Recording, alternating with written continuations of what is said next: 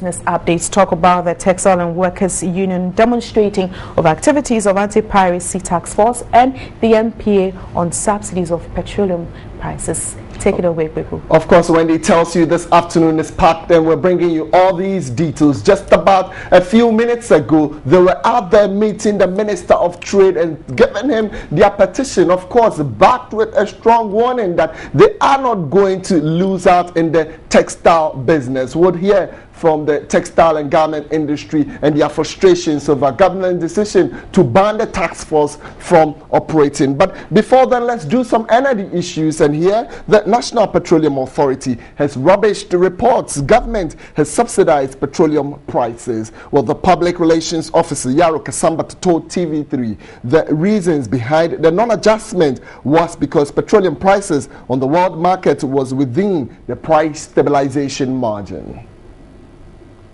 Petroleum prices are reviewed twice in a month.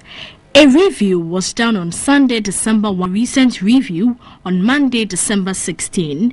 The Public Relations Officer of the National Petroleum Authority, Yaro Kasambata, explained. The reason why it is so is because the calculation we did this time round, the net effect of it was that we could stay still on the price and not incur any under recovery.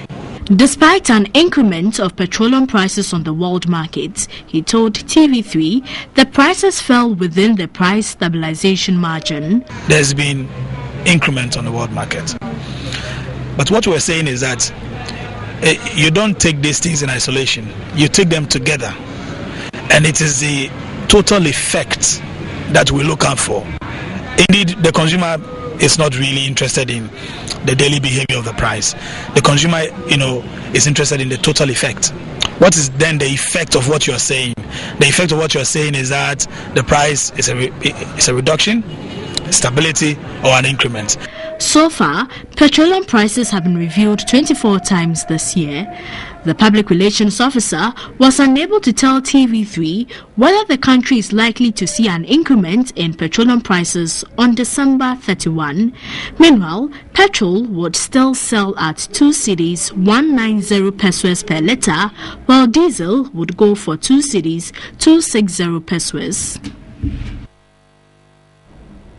All right, so away from energy matters, let's talk about news just coming in. And here we're informed that the Coalition of Textile Workers have embarked on a demonstration, and they've obviously submitted a petition to the Minister of Trade and Industry, Haruna Idrisu. Of course, their concerns span on the decision by the ministry not to allow the anti-piracy task force operate around the various markets in the country. We have John Amwa, a member of the task force, joining me in the studios to throw more light on the difficulties they face with the ban on the task force or the halting of the activities. John, many thanks for joining us once again on TV3. It was on this same platform that you came just a day before the ministry decided to halt the operations of the anti-piracy task force. But let us find out from you their decision to say so, halt, don't go to the market again, suspend your operations. How has it affected the business of the textile workers or garment industry here in Ghana? Thank you very much, Kweku. The pronouncement of a minister, of the deputy minister, for the suspending of the activities of the anti-textiles task force is something that is actually affecting the businesses of textiles companies in the country. This is the season that at least every business person can sell something for the business activities. Here we are, the minister is saying that we should hold on the activities because now when you go to the market is full of pirated materials. Consumers are buying pirated materials for their Christmas festivals, and I think it's something that is worrying there. So for you, it's the picture is a free situation out there. On your screens shortly, they embarked on a demonstration. You would see the pictures on your screens just in about a few minutes. So there you are. Obviously, the security agencies were there in their numbers to ensure sanity and to prevent any form of chaos. This was just about a few minutes ago here in Accra. Obviously, several workers joined in the demonstrations, and it had the backing of the Ghana Police Corps. So yes, you said several workers are being laid off. One of the workers I spoke to, which will come up in a short while, says they have stopped operation as of now. Most of the garment companies. Can you confirm this? Yes, it is true. Why? Because it's a cost to the company. So why do you have to continue producing? Why some people are imitating what you are producing and then sell it in the same market?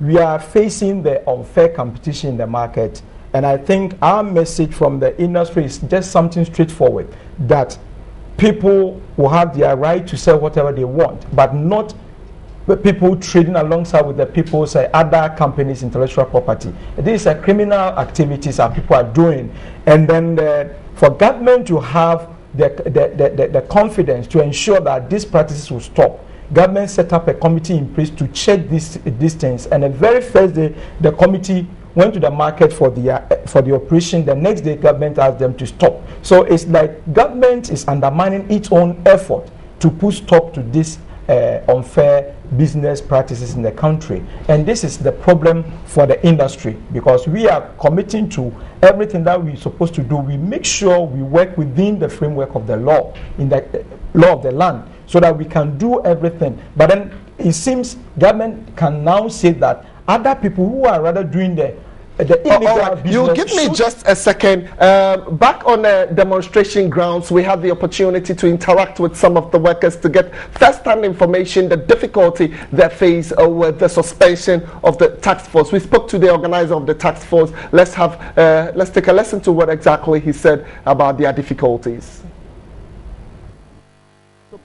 Of course, it's the deputy minister who called for this order. The workers are going to the minister tomorrow.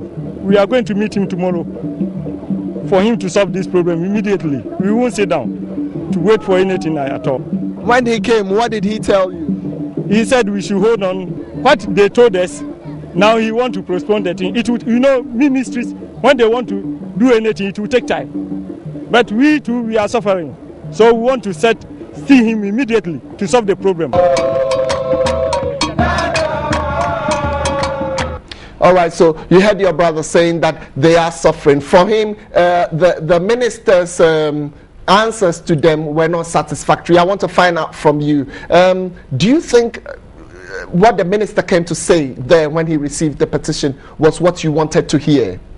Well, one thing you must know is that politicians, wherever they are, they always want to portray as if they are doing something. Of course, yes, minister has said I'm trying to restructuring the task force and all that. But my question is, the task force was constituted into the place this very year. They waited for about 6-7 months before the minister asked them to go to market. And for the first time they went to the market. The following day, the minister came and said that hold on to the activity. Let me find out from you. It came from the ministry that hold on to the activities. The minister was there today to meet you. Are you satisfied with the answers the minister gave you?